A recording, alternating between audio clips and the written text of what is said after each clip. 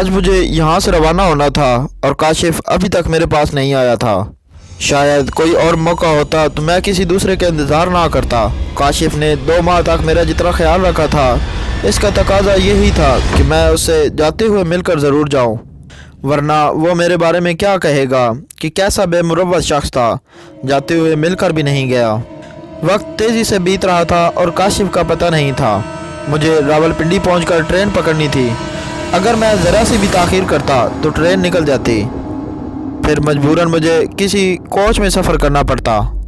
Coach के सफ़र के मुकाबले में मुझे ट्रेन का सफ़र अच्छा लगता है, क्योंकि ट्रेन में आदमी सुकून से बैठ जाता है, चल फिर भी लेता है। एक तरह से ट्रेन का डिब्बा कमरे की मानद महसूस होता है। इसके मुकाबले में कोच में आदमी ठुस कर बैठता है, अपनी मर्ज़ी से चल फिर भी नहीं सकता, हल जुल भी नहीं सकता। मैं बुनियादी तौर पर एक कारोबारी शख्स हूँ। मेरा ज़हन हर वक्त कारोबार से मुतालिक सोचता रहता है। इसी बिना पर मैं अपने कारोबारी साथियों के मुकाबले में बहुत आगे हूँ। मेरा कारोबार बहुत फैला हुआ है। हर वक्त कारोबार के मुतालिक सोचते रहने से मैं बीमार रहने लगा हूँ। डॉक्टर्स ने मेरी बीमारी को देखते हुए मशवरा दिया था कि मैं 2 माह के लिए कारोबार से दूर होकर किसी पुरफ़िज़ा मकाम पर जाकर रहूँ।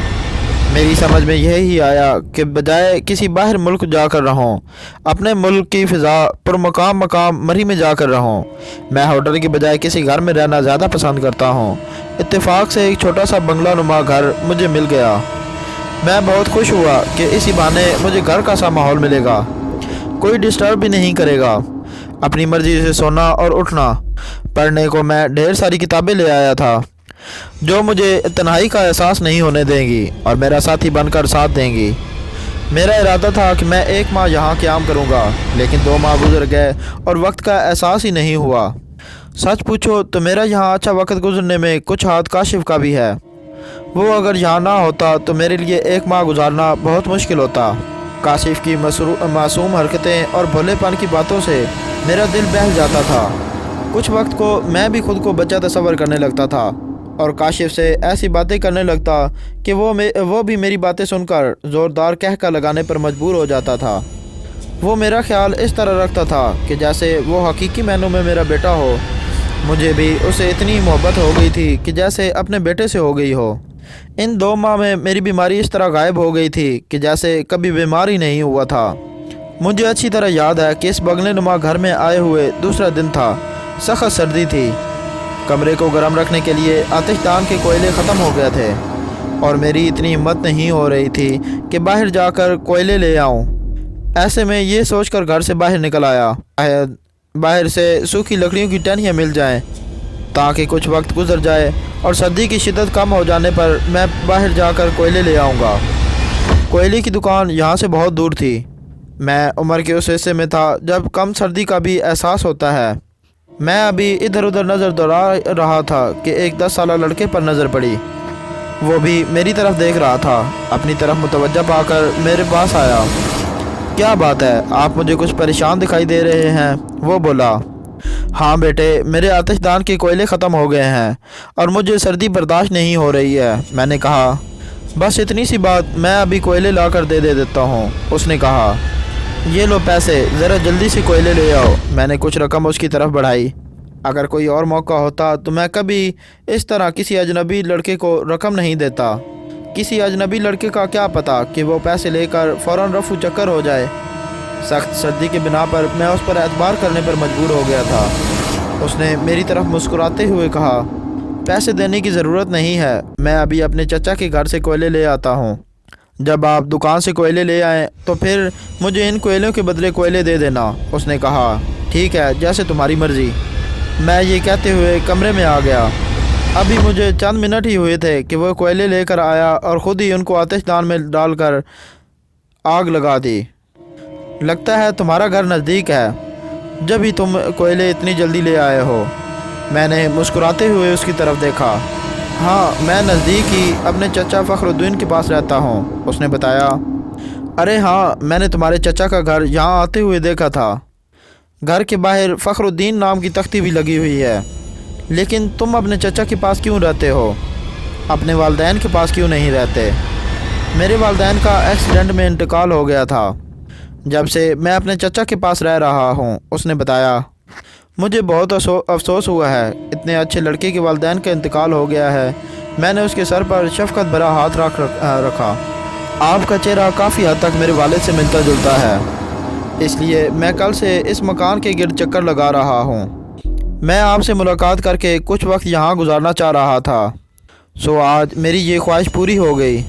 यहाँ आप जितना भी वक्त गुजारें, इस दौरान किसी भी चीज़ की ज़रूरत हो मुझसे कह देना। आपका काम करके मुझे बड़ी खुशी होगी। वो मुसलसल मेरे चेहरे पर नज़र रखे हुए था। मैं उसकी कैफियत का अंदाज़ा लगा सकता था। मेरे चेहरे में अपने बाप की सूरत देख रहा था।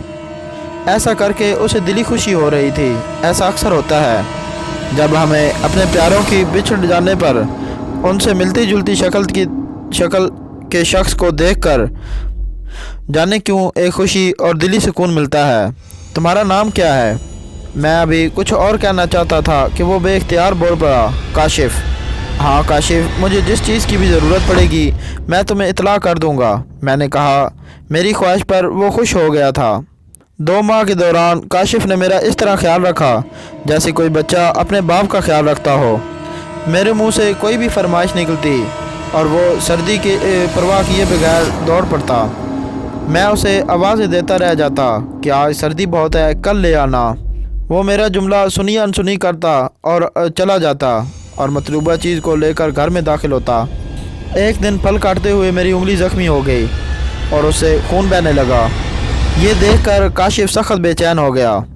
वो मेरी उंगली को पकड़कर खड़ा हो गया। जब तक खून बहना बंद ना हुआ उसने उंगली को मजबूती से दबाए रखा। खून बंद हो जाने पर उसने मेरी उंगली पर दवाई लगाकर पट्टी कर दी। मैं हैरत से उसे देखता रह गया था। मैंने कई बार उसे कुछ रकम देना चाही, लेकिन उसने रकम लेने से इनकार कर दिया। बकौल उसके वो मेरी खिदमत पैसों की लालच में नहीं बल्कि अपना बाप समझकर करता है। मैंने कल सख्ती से उसे ताकीद की थी कि वो सुबह जल्दी आ जाए, क्योंकि वो अगर देर से आया तो फिर हमारी मुलाकात ना हो सकेगी। उसके चेहरे से लग रहा था कि वो आते हुए हिचकिचा रहा है। उसकी समझ में नहीं आ रहा था कि वो मुझे इनकार कैसे करे। मैं उसकी तकलीफ़ के एहसास को समझ रहा था। वो छोटा बच्चा ही था। वो किसी तरह ये जुदाई बर्दाश्त कर सकता था कि जिसे वो अपना बाप तस्वुर कर रहा है। वो उससे मिलकर फिर जुदा हो जाएगा। उसका इसरार था कि मैं अभी कुछ अर्सा यहाँ ठहर जाऊँ। कारोबारी मजबूरी ऐसी थी कि मेरा कराची पहुँचना बहुत ज़रूरी हो गया था। यहाँ से जाते हुए मैं सोच रहा था कि उसकी खिदमत के हौसले मैं कुछ रकम ज़बरदस्ती उसके जेब में ठोस दूँगा। उसके इनकार पर मैं उसे कहूँगा कि अगर तुम्हारा बाप तुम्हें खर्चे को कुछ देता तो क्या तुम इनकार करते? मेरी बात पर वो खामोशी से रकम अपनी जेब में रख लेता। खासी देर गुजरने पर भी काशिफ नहीं आया था और मैं हर गुजरते लम्हे को महसूस कर रहा था। वो अभी तक नहीं आया था। न जाने उसे आने में कितनी देर लग जाए। मुझे खुद ही उसके चचा के घर जाकर काशिफ से मिल लेना चाहिए। मैंने खुद कलामी की। मैं बेइख्तियार कुर्सी से उठा और काशिफ के चचा फ़खरुद्दीन के घर की तरफ चल दिया। मैं अभी फ़खरुद्दीन के घर पहुंचा भी नहीं ना था कि एक दरख्त के पास मुझे काशिफ का खड़ा नज़र आया। मुझे बड़ी हैरत हुई कि कितनी बेफिक्री से वो इस जगह खड़ा है, जबकि उसे मेरे पास आज आने में बिल्कुल भी फ़िक्र नहीं है। काशिफ, मैंने उसको आवाज़ दी। मेरी आवाज़ पर वो चौंका और मेरी तरफ बेबसी से देखने लगा। उसकी आंखों में हसरत थी। उसके चेहरे पर छाई उदासी देखकर मेरा दिल भी कट कर रह गया था। मैं तेज़ी से उसकी तरफ बढ़ा। मैं उसे सीने से लगाकर उसका गम दूर कर देना चाहता था। मैं जब दरख्त के पास गया, वहाँ काशिफ का नामो निशान ना था। मैं उसकी मोहब्बत में इस कदर पागल हो गया था। वो वहाँ मौजूद ना था और मैं तस्वुर में उसे वहाँ देखकर लपक कर दरख्त के पास पहुँचा था। मैं अपने सर को झटक कर आगे बढ़ गया। फ़खरुद्दीन के घर का दरवाज़ा अंदर से बंद था। मेरे दस्तक देने पर मेरी ही उम्र का एक शख्स बाहर आया। जी फरमाइए। उसने मुझे हैरत से देखा। मैं काशिफ से मिलने आया हूँ, मैंने कहा। क्या? वो हैरत से मुझे देखते हुए बोला। आप हैरान ना हो, मैं 2 माह से इधर एक घर में एक किराए पर रह रहा हूँ। आज मैं वापस कराची जा रहा हूँ। इन 2 माह में काशिफ ने मेरी खिदमत की है, मेरी ज़रूरत का भरपूर ख्याल रखा है। मुझे ये अच्छा नहीं लगा कि उससे मिले बगैर चला जाऊं।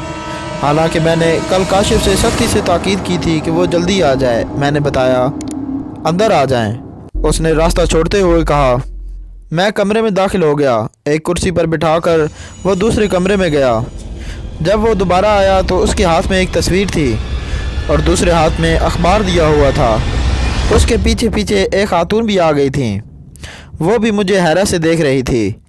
मेरी समझ में नहीं आ रहा था कि वो अपने साथ खातून को क्यों लेकर आया है। ये तस्वीर देखें। उसने काशिफ की तस्वीर मेरे हाथों में थमाते हुए कहा, ये तस्वीर काशिफ की है। वो 2 माह तक मेरे पास आता रहा है, फिर भला मैं कैसे उसे भूल सकता हूँ। मैंने उनकी तरफ मुस्कुराते हुए देखा। क्या आपको पक्का यकीन है कि यही आपकी खिदमत करने आता रहा है?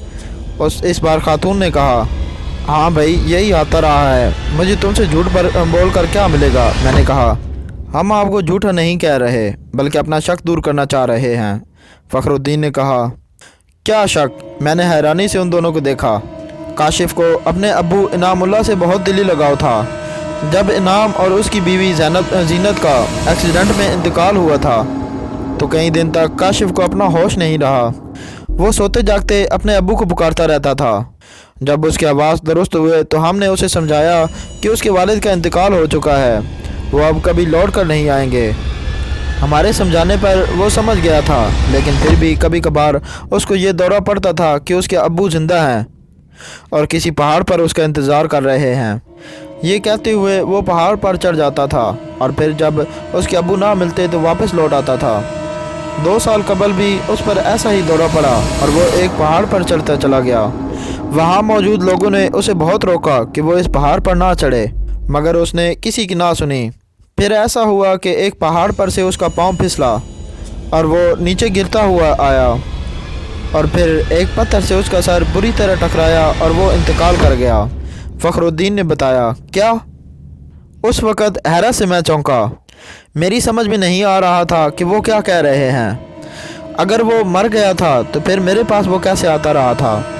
मेरी उसने खिदमत किस तरह की? वो मुझे हैरत ज़दा देखकर दोनों मियाँ बीवी ने आंखों ही आंखों में इशारा किया और फिर फ़खरुद्दीन ने मुझे एक और हैरत का झटका लगाने को अखबार मेरे सामने कर दिया। अखबार में काशिफ की कफर में लिपटी तस्वीर छुपी थी और ख़बर भी लगी थी जिसके मुताबिक काशिफ की मौत पहाड़ से गिरने के सबब हुई है। अखबार की तारीख पर नज़र डालने से फ़खरुद्दीन की बात साबित हो गई थी कि काशिफ की मौत 2 साल कबल हुई थी। मैं रावलपिंडी जाने वाली वैन में बैठा काशिफ के बारे में सोच रहा था कि वो सब क्या था। काशिफ अगर 2 साल कबल मर चुका था तो फिर वो मेरे पास 2 माह तक कैसे आता रहा? इस बात की तस्दीक फ़खरुद्दीन ने कर दी थी कि वाकई मेरी शक्ल काशिफ के वालिद से मिलती है। क्या काशिफ की बेचैन और सरकर्दा रूह अब भी अपने बाप से मिलने को मरी में घूमती फिरती है? मुझे समझ नहीं आ रहा था क्या मुअम्मा है जिसे इंसानी अकल समझने से कासिर है।